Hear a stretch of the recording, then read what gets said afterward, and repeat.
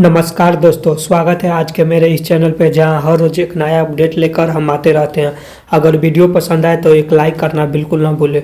दोस्तों, अगर आप चाहते हैं ऐसा ही इन्फॉर्मेटिव वीडियो आपको हमेशा मिलते रहे तो हमारे चैनल को सब्सक्राइब करना बिल्कुल ना भूलें। दोस्तों, अगर चाहते हैं कोई भी नोटिफिकेशन आता है तो सबसे पहले आपको वो नोटिफिकेशन प्राप्त हो तो आप हमारे व्हाट्सएप चैनल को ज्वाइन कर सकते हैं। वहाँ सबसे पहले आपको अपडेट दिया जाता है। दोस्तों, आप हमारे टेलीग्राम चैनल को भी ज्वाइन कर सकते हैं, वहाँ पर भी सबसे पहले कोई भी नोटिफिकेशन आता है तो दिया जाता है। दोस्तों, व्हाट्सएप चैनल का और टेलीग्राम चैनल का दोनों का लिंक हमारे डिस्क्रिप्शन में दे दिया गया है। वहाँ पर जाकर आप विजिट कर आप ज्वाइन कर सकते हैं व्हाट्सएप चैनल को भी और टेलीग्राम चैनल को भी। दोस्तों, एक बहुत बड़ा अपडेट आया है जो स्क्रीन पर चल के बताने जा रहे हैं।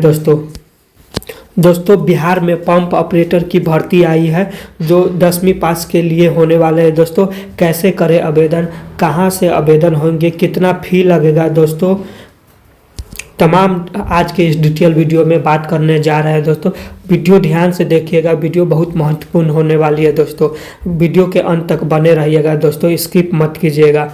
दोस्तों, आप स्क्रीन पर चल के बताने जा रहे हैं कि क्या नोटिफिकेशन है, क्या क्या योग्यता है, क्या क्या पात्रता है, सब आप तमाम डिटेल बताने जा रहे हैं। दोस्तों, ये देखिए, बिहार सरकार की तरफ से एक नोटिफिकेशन है। बिहार तकनीकी सेवा आयोग विज्ञापन संख्या 32/2025 पंप ऑपरेटर के पदों पर नियुक्ति हेतु विज्ञापन। दोस्तों, आप पढ़ के सुनाने जा रहे हैं, ध्यान से सुनिएगा और समझिएगा। लोक स्वास्थ्य अभियंत्रण विभाग बिहार पटना के अंतर्गत पंप ऑपरेटर के रिक्त पदों पर नियमित नियुक्ति हेतु सामान्य प्रशासन विभाग बिहार पटना के माध्यम से प्राप्त अधियाचना के आलोक में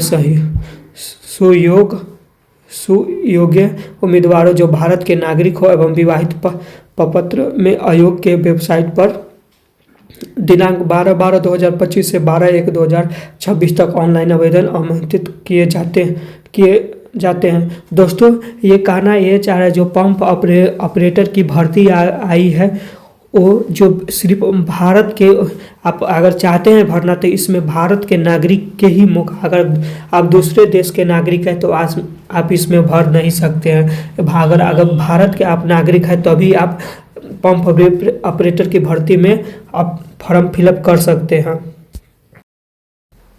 दोस्तों, ये बिहार सरकार के नोटिफिकेशन है जो आपको बताने जा रहे हैं और ध्यान से सुनिएगा दोस्तों कि क्या क्या है, क्या बताने जा रहे हैं। दोस्तों, कैसे अप्लाई कर सकते हैं, क्या युक्त होने वाले तमाम डिटेल बताने जा रहे हैं। दोस्तों, बिहार सरकार ने बिहार तकनीकी सेवा आयोग की तरफ से एक विज्ञापन संख्या 32/2025 पंप ऑपरेटर के पदों पर नियुक्ति हेतु विज्ञापन जारी किया है। दोस्तों, लोक स्वास्थ्य अभियंत्रण विभाग पर बिहार पटना के अंतर्गत पंप ऑपरेटर के रिक्त पदों पर नियमित नियुक्ति हेतु सामान्य प्रशासन विभाग बिहार पटना के माध्यम से प्राप्त अधियाचना के आलोक में सुयोग्य उम्मीदवारों जो भारत के नागरिकों से विहित पेपत्र में आयोग के वेबसाइट पर www.btscbihar.gov.in पर दिनांक 12/12/2025 से 12/1/2026 तक ऑनलाइन आवेदन आमंत्रित किए जाते हैं। दोस्तों, ये कहना चाह रहा है कि पंप ऑपरेटर की जो भर्ती आई है उसकी पटना द्वारा अधियाचना के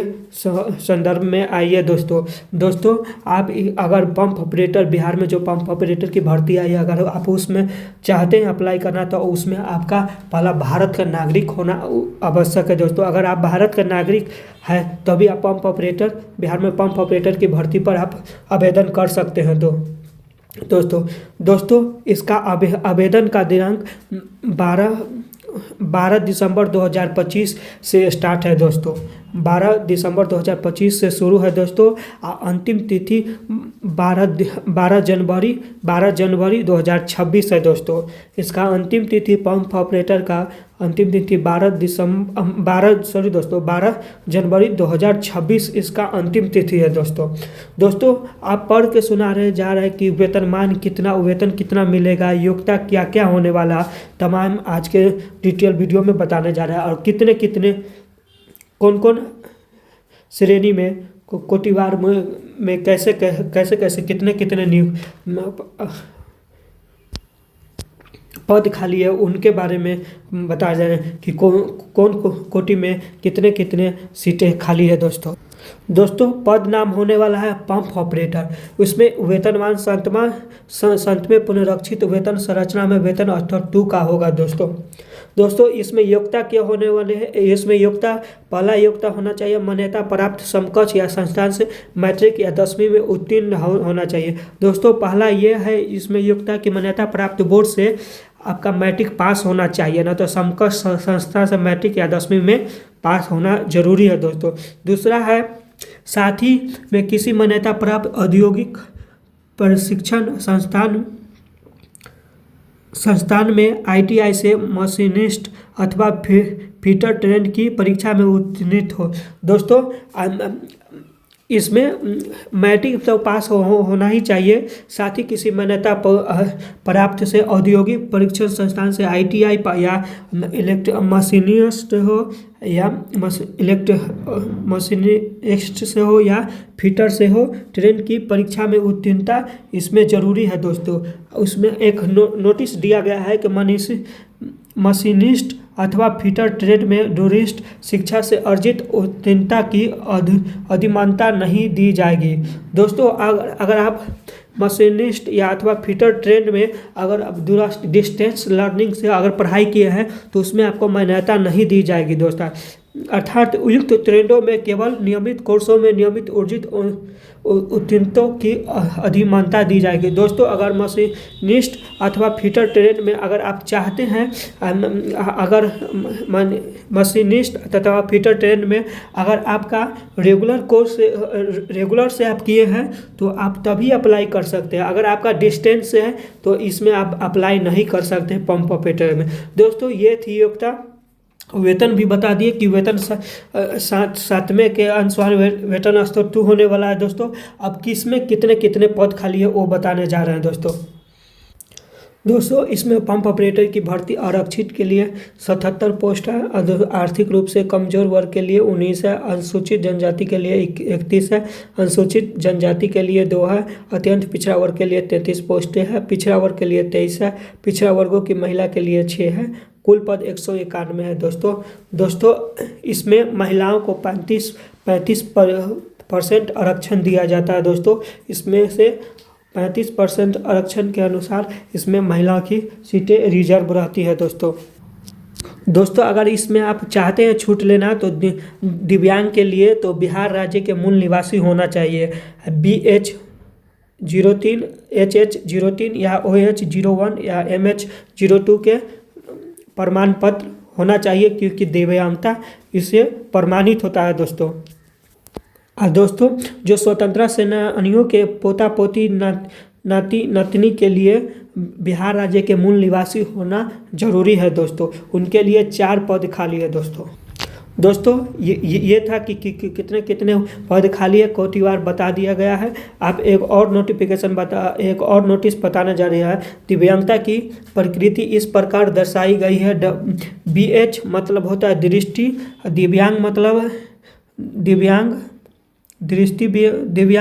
HH मुख बाधिर दिव्यांग, OH चलन दिव्यांग, MH मनोविकार दिव्यांग या बहुदिव्यांग। उसके बाद है आवेदन प्राप्त की अंतिम तिथि अधियाचना विभागों से प्राप्त होने वाली अधिसूचना को शामिल किया जा सकता है तथा संशोधन होने पर रिक्तियों की संख्या घट या बढ़ सकती है। दोस्तों आवेदन प्राप्त होने के बाद आवेदन की अंतिम तिथि तक शामिल किया गया आवेदन में संशोधन में रिक्तियाँ की संख्या घट भी सकती है और बढ़ भी सकती है दोस्तों अब आयु सीमा के बात कर ले कि इसमें आयु सीमा क्या क्या रहने वाले हैं, आयु सीमा कितना होना चाहिए कम से कम, और कितने कितने छूटें मिलेगी उम्र में, तमाम डिटेल बताने जा। दोस्तों आयु सीमा में 1/8/2025 को न्यूनतम आयु 18 वर्ष पूरा हो जाना चाहिए दोस्तों।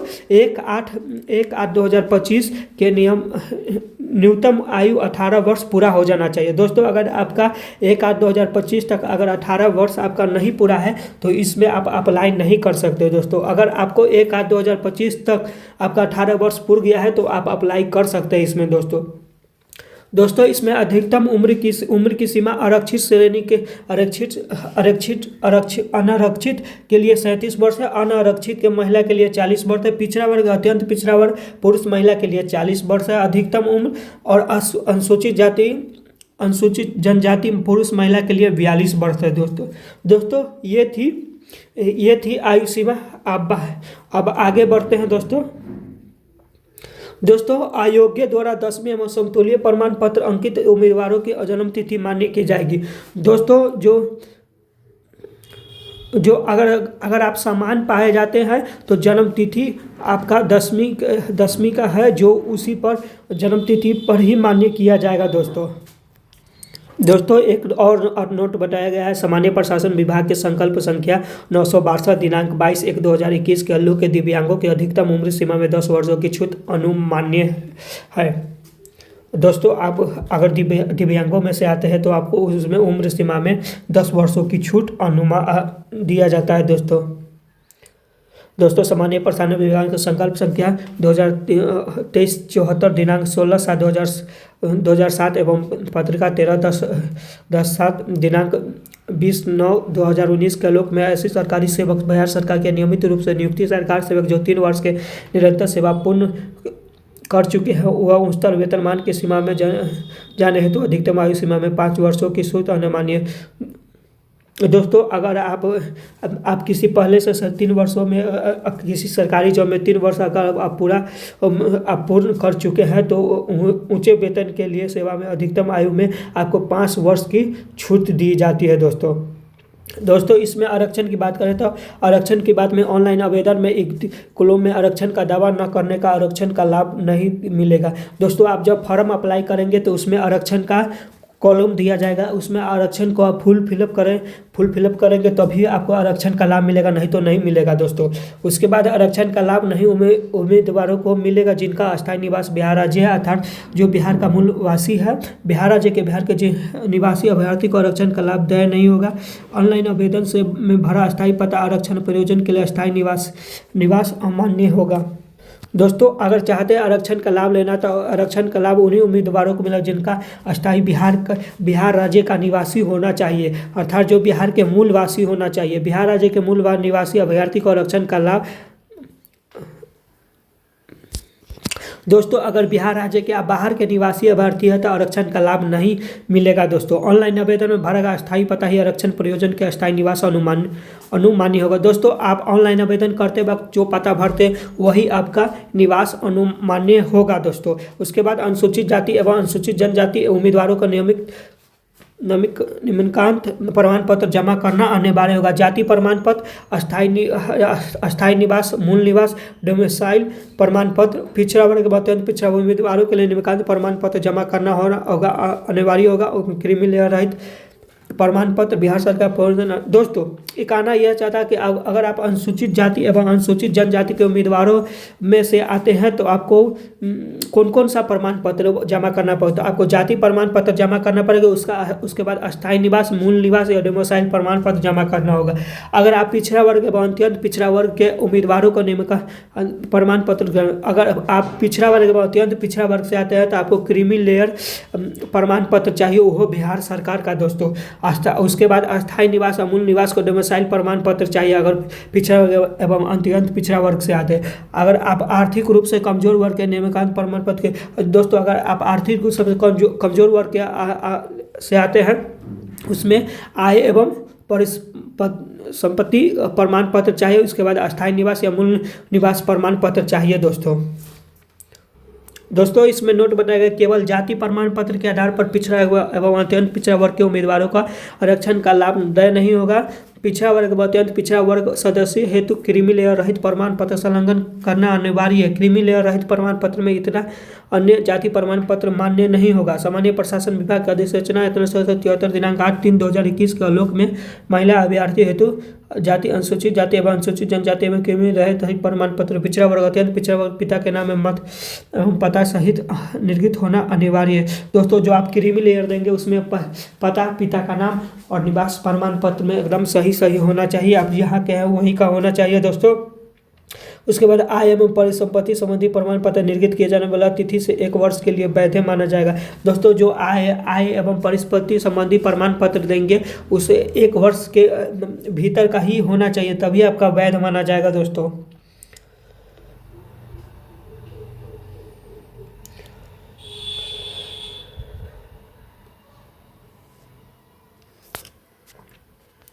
दोस्तों इसमें आरक्षण किन किन जाति को मिलेगा। दोस्तों जो अनुसूचित जाति से आते हैं जिसे एसी कहा जाता है, उसके बाद अनुसूचित जनजाति जिसको एसटी कहा जाता है, अत्यंत पिछड़ा वर्ग ईबीसी को कहा जाता है, उसके बाद पिछड़ा वर्ग बीसी को, अत्यंत रूप से आर्थिक रूप से कमजोर वर्ग के ईडब्ल्यूएस, पिछड़ा वर्गों के महिला के डब्ल्यूबीसी। जो 6 बताए हैं आरक्षित कोटि का नाम था दोस्तों। इसी 6 जाति को आरक्षण का लाभ मिलेगा दोस्तों अब इसमें जानेंगे आवेदन शुल्क की क्या क्या लगेगा। दोस्तों इसमें सामान्य प्रशासन विभाग बिहार बाल पतना के संकल्प ज्ञापक 15,568 दिनांक 21/7/2025 के आलोक में प्रत्येक अभ्यर्थी को मात्र 100 रुपये परीक्षा शुल्क जमा किया जाना चाहिए। दोस्तों आवेदन शुल्क इसमें जो भी बिहार पंप ऑपरेटर में आवेदन करेंगे वह किसी भी जाति से आते आपको मात्र 100 रुपया लिया जाएगा, 100 रुपया परीक्षा शुल्क लिया जाएगा। दोस्तों इसमें पंप ऑपरेटर में चयन की प्रक्रिया क्या होने वाला है। दोस्तों इसमें एक लिखित परीक्षा के आधार पर ही लिखित पंप ऑपरेटर के पद पर एक लिखित प्रतियोगिता परीक्षा होगी, उसी के आधार पर मेरिट लिस्ट बनेगा। दोस्तों लिखित प्रतियोगिता परीक्षा के आधार पर ही चयन हेतु अभ्यर्थी की मेधा सूची निम्न प्रकार की तैयार की जाएगी। दोस्तों आप बता दें कि एग्ज़ाम किस प्रकार होने वाला है। दोस्तों एग्ज़ाम आपका जो लिखित परीक्षा होगा वो कंप्यूटर बेस्ड है, सीबीटी के माध्यम से लिया जाएगा दोस्तों, वो भी 100 अंकों के लिया जाएगा दोस्तों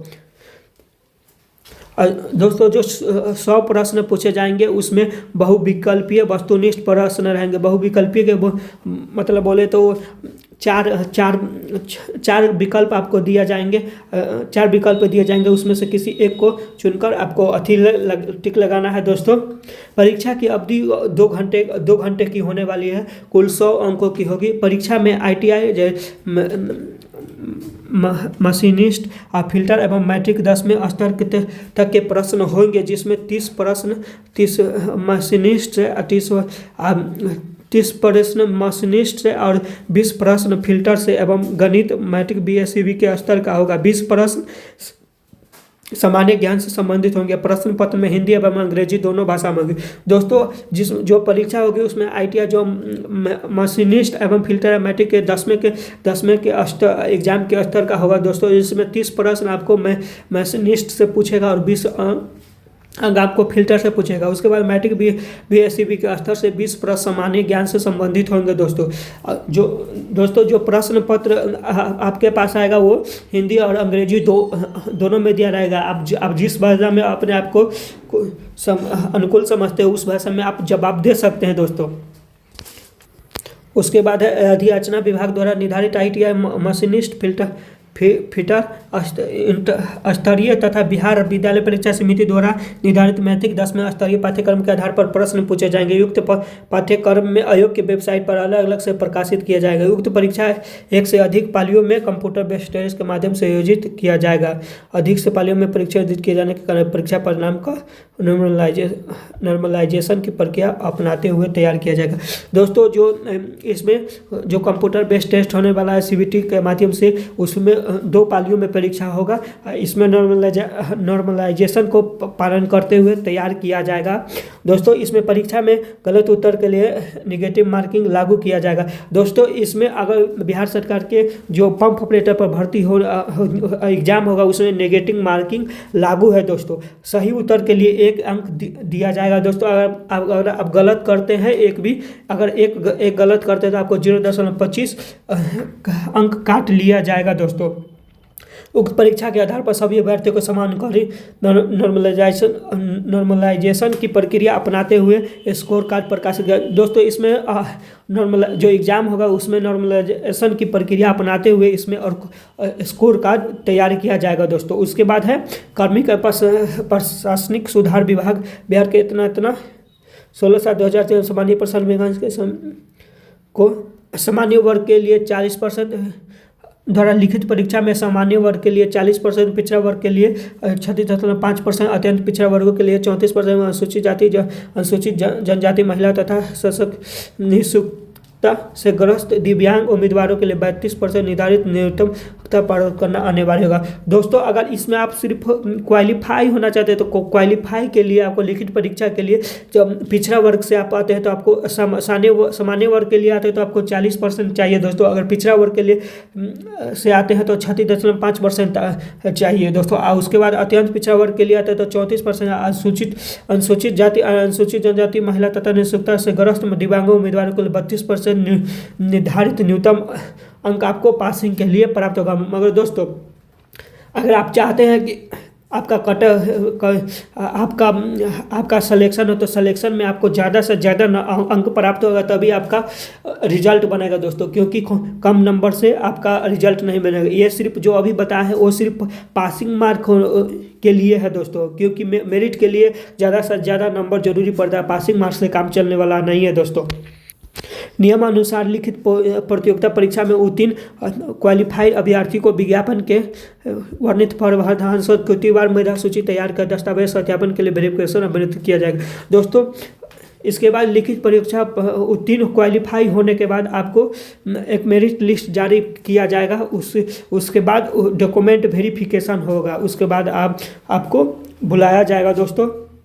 प्रतियोगिता पर अभ्यर्थी को अपने कोटि के अनुसार न्यूनतम अर्हता प्राप्त न होने पर अभ्यर्थी को कोई भी दावा नहीं मानने के दोस्तों। इसमें जो भी हम बताए हैं कि इसमें कितना कितना अर्हता लाना है तभी आप इसमें पास माने जाएंगे।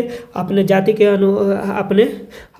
अपने कोटि के अनुसार इसमें न्यूनतम अर्हता प्राप्त करना अनिवार्य दोस्तों, नहीं तो आपका दावा मान्य कर दिया जाएगा। तो आपका आवेदन और जो एग्ज़ाम होगा उसमें आपका रिजल्ट मान्य नहीं होगा दोस्तों अब बात करते हैं कि मतलब इसमें क्या क्या डॉक्यूमेंट लगने वाला है दोस्तों, वो अब बताने जा रहे हैं दोस्तों। ऑनलाइन आवेदन पत्र में योग्यता आरक्षण अंक पत्र तथा मैट्रिकुलेशन या 10वीं अंक का प्रमाण पत्र एवं मूल प्रमाण पत्र चाहिए दोस्तों। उसके बाद है IT मैकेनिस्ट एवं फिटर का अंक पत्र एवं मूल प्रमाण पत्र, अपरबंधिक प्रमाण पत्र, प्रोविजनल सर्टिफिकेट जिसे कहा जाता है वो भी चाहिए दोस्तों। उसके बाद है जाति प्रमाण पत्र, क्रीमी लेयर रहित प्रमाण पत्र, और उसके बाद आर्थिक रूप से कमजोर वर्ग का प्रमाण पत्र। उसके बाद है अस्थायी निवास या आवासीय प्रमाण पत्र। उसके बाद है बिहार राज्य का स्वतंत्रता सेनानी के पोता पोती नाती नतनी का प्रमाण पत्र, उसका दिव्यांगता प्रमाण पत्र। दोस्तों इसमें जो बताए हैं अगर आप चाहते हैं बिहार राज्य के स्वतंत्रता सेनानी के अगर पोता पोती नातनी है तो आपको उसका प्रमाण पत्र चाहिए। अगर आप दिव्यांग हैं तो दिव्यांगता का प्रमाण पत्र चाहिए। अगर आप क्रीमी लेयर रहित के अंतर्गत आते हैं तो आपको क्रीमी लेयर रहित प्रमाण पत्र, बिहार सरकार का जॉब है तो बिहार सरकार का क्रीमी लेयर आपको उसमें लगाना जरूरी है दोस्तों।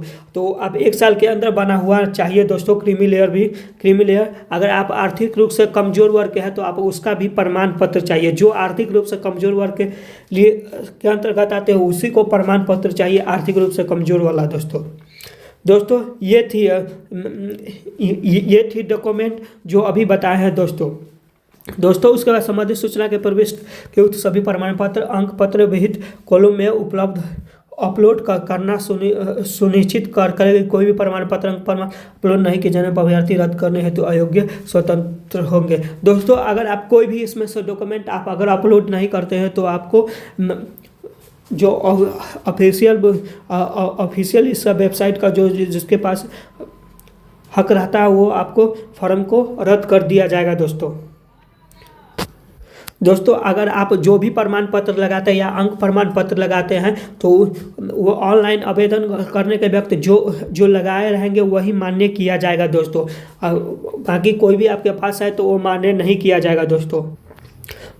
इसमें जो भी प्रमाण पत्र कोई भी जो प्रमाण पत्र जो भी प्रमाण पत्र इसमें बताया गया है या जाति प्रमाण पत्र हो या क्रीमी लेयर प्रमाण पत्र हो या आर्थिक रूप से कमजोर वर्ग के प्रमाण पत्र हो या अस्थायी निवास प्रमाण पत्र हो या आवासीय प्रमाण पत्र हो या दिव्यांगता प्रमाण पत्र हो या बिहार राज्य के स्वतंत्रता सेनानी के पोता पोती नाती कहने का नाम ये है कि आपके पास जो भी प्रमाण पत्र है ना, वो 12/1/2026 तक निर्गत होना आने वाली है। अगर आपका 12 जनवरी 2026 तक अगर आपका पहले का है 12 जनवरी 2026 तक वो प्रमाण पत्र का डेट तक आ गया है तो वो तभी वैलिड माना जाएगा दोस्तों। अगर 12 जनवरी 2026 तक अगर 12 जनवरी 2026 के बाद अगर आपका आया है कोई प्रमाण पत्र तो वो वैलिड नहीं माना जाएगा, उससे पहले का ही वैलिड माना जाएगा दोस्तों। कहने का नाम है कि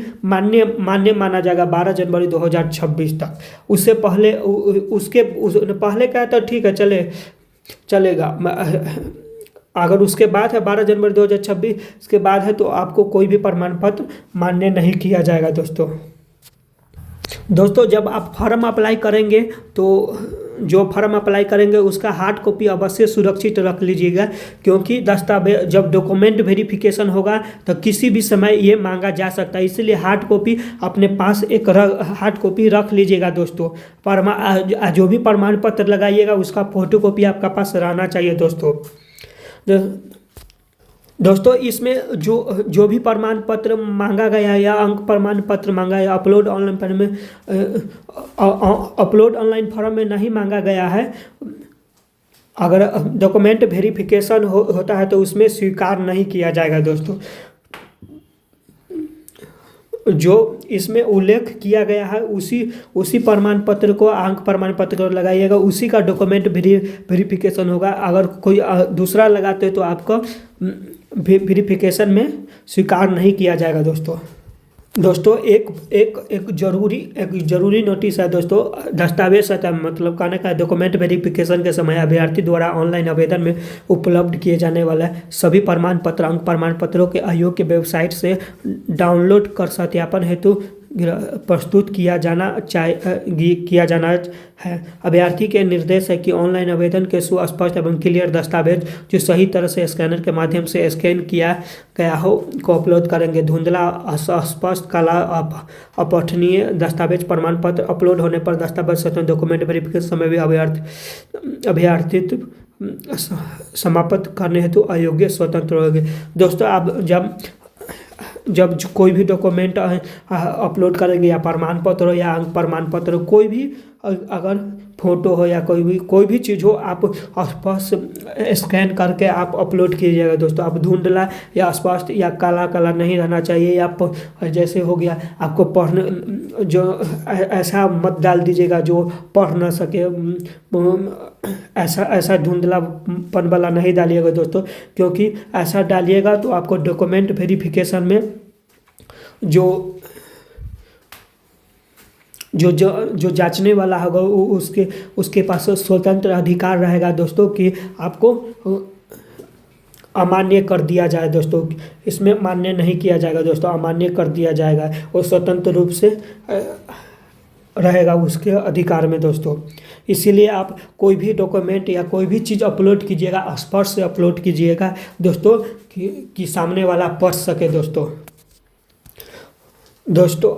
एक नोट और भी दिया गया है कि आप जब आप ऑनलाइन आवेदन करते हैं तब एकदम सही और अच्छे से कीजिएगा। इसमें सुधार का मौका दोस्तों नहीं दिया जाएगा। इसमें सुधार का मौका नहीं दिया जाएगा। आप एक ही बार में अच्छे से भर लीजिए। अगर आपका कोई भी गलत होता है इसके लिए आपका जो बिहार सरकार से नोटिफिकेशन आया उसका जिम्मेवारी इसमें किसी का नहीं होगा, उसके उत्तरदायी आप खुद होंगे। इसीलिए आप सही फिलअप कर लीजिएगा। इसमें सुधार का मौका नहीं दिया जाएगा दोस्तों। आइए इसमें ऑनलाइन आवेदन पत्र भरने तक आप क्या चीज़ अपने पास रखेंगे और कैसे अति करेंगे वो अब बताने जा रहे हैं दोस्तों, स्टेप बाय स्टेप। दोस्तों अब अगर आप ऑनलाइन भुगतान करने वाले अभ्यर्थी रसीद की प्रति डाउनलोड करना सुरक्षित।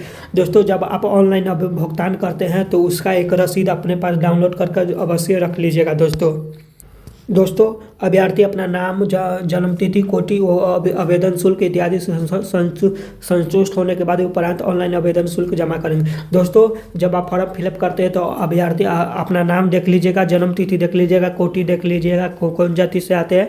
अब तभी आप जब संतुष्ट हो जाएगा तभी आप ऑनलाइन आवेदन का शुल्क जमा कीजिएगा।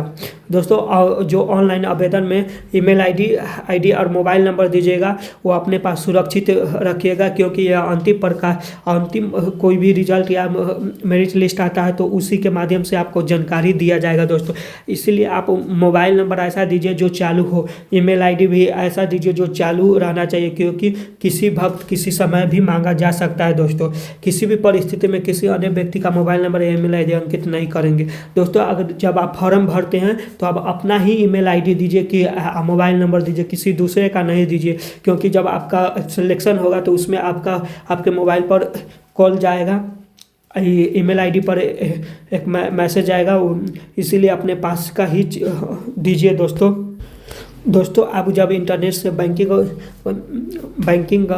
कर आप भुगतान करते हैं तो इसमें किसी का उत्तरदायी नहीं है, इसका आपका अपना खुद उत्तरदायी होगा। इसीलिए अच्छे से जब शुल्क जमा कीजिएगा तो अच्छे से आप कीजिएगा। दोस्तों अंततः अभ्यर्थी ऑनलाइन आवेदन भरने दोस्तों जब आप शुल्क जमा करते हैं तो इसमें अंतिम तिथि का इंतज़ार नहीं कीजिएगा, इससे पहले ही अपना शुल्क जमा कर लीजिएगा। दोस्तों इसमें फोटोग्राफी कैसा लगाना है। दोस्तों फोटोग्राफ इसमें अभ्यर्थी का फोटो हाल ही का खींचा होना चाहिए 3 माह के अंदर का। दोस्तों इसमें आप फोटोग्राफ ऐसा लगाना है जो हाल ही का अर्जेंट में का ही खिंचाया हो या 3 माह के अंदर का होना चाहिए। दोस्तों इसमें फोटोग्राफ के लिए एक निर्देश दिया गया है कि अभ्यर्थी का चेहरा एवं सिर ऊपर से नीचे तक दिखना चाहिए और फोटो में आँख खुला होना चाहिए। उसके बाद बैकग्राउंड में सफ़ेद पटल होना चाहिए और फोटो पर किसी प्रकार की छाया नहीं होना चाहिए। यदि आवेदक चश्मा लगाते हैं तो चश्मा हटाकर फोटो खिंचवाएंगे, तो अगर आवेदक चश्मा लगाते हैं तो चश्मा हटाकर फोटो खिंचवाएंगे। अगर कोई भी लड़का चश्मा लगाते हैं तो चश्मा हटाकर फोटो खिंचाएगा, तभी आपका स्वीकार किया जाएगा। दोस्तों ये थी फोटोग्राफ के बारे में। दोस्तों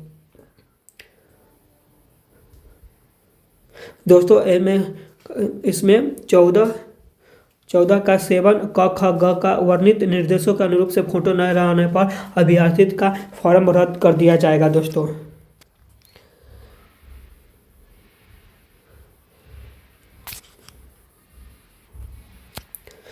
अभ्यर्थी की यह भी निर्देश दिया जाता है कि आवेदन करते समय जो फोटोग्राफ उनके द्वारा आवेदन पत्र में अपलोड किया जा रहा है उसकी कम से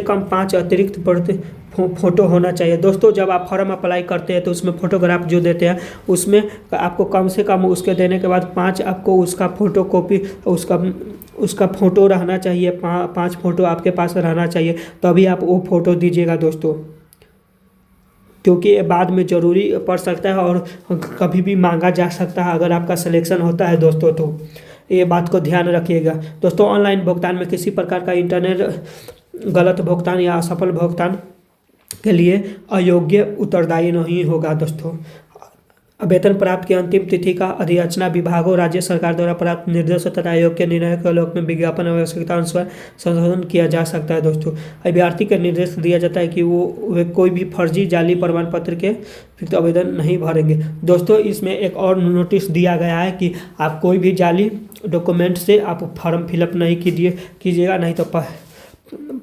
पता चलने पर आपको रद्द किया जाएगा फॉर्म को, और साथ ही आप पर कड़ी कार्रवाई किया जाएगा। दोस्तों ये थी तमाम डिटेल आज का, जो इसमें क्या क्या फी था और कैसे करना है पेमेंट, क्या क्या योग्यता, ये तमाम डिटेल बता दिया गया। दोस्तों अब इसका बताते कि अगर आप चाहते हैं आवेदन करना तो आप आवेदन कैसे कर सकते हैं।